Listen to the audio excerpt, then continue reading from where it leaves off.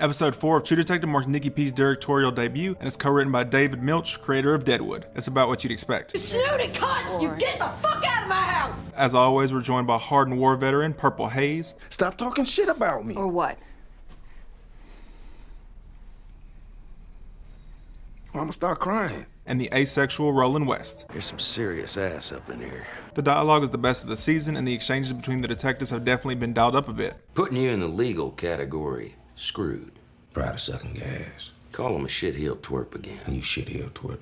The race angle has also been dialed up a lot and directly factors into the story for the first time. I don't really watch True Detective or any show for social commentary, so I'm pretty indifferent towards it. But watching Roland try to deal with it is pretty entertaining. The progression of Wayne's dementia is horrifying, but I kind of want it to get worse so he can see more crazy shit. Sorry, Purple. I'm not a big music guy, but the score at the end is extremely ominous and I love it.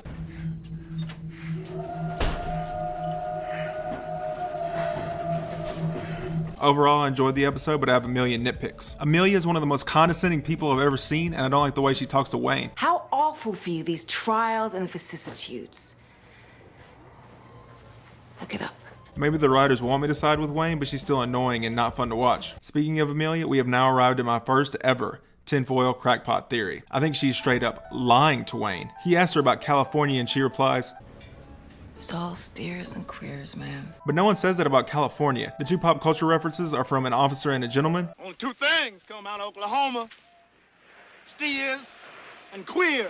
And more famously, Full Metal Jacket. Holy dog shit! Texas, only steers and queers come from Texas, private cowboy.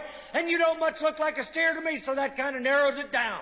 Niggas from the prestigious state of Louisiana like I am, and people here always say the Texas version. So I think Amelia knows way more than she's letting on, and she never even went to California. It could just be a badly used reference, but I really don't think anybody from Louisiana would have fucked that up. Anyway, let's go back to being reasonable. The episode ends on a cliffhanger, and I hate it. Cliffhangers, in my opinion, are a cheap way to keep the audience watching while treating them like shit. If it's a Netflix show or a chapter in a book, that's one thing, but cliffhangers where you have to wait a week or 5 days in this case are almost always bullshit. The only time a cliffhanger has ever worked was the end of Halo 2. Sir, finishing this fight. And the end of Siphon Filter 1 in 1999. What's it all mean?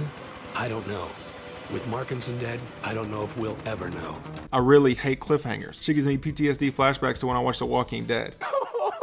Nick's directing style, or lack thereof, was a letdown as well. Because of how weird his writing is, I expected that to translate to weird camera angles and interesting shots, but it didn't. The scene with Wayne and Amelia at dinner goes on for way too long, and this scene repeated camera angles in a way that reminded me of when Life is Strange would cycle shots. To summarize, I think episode 4 has some flaws, but is mostly great due to the dialogue. I know brothers inside to tear your guts up fucking you stupid.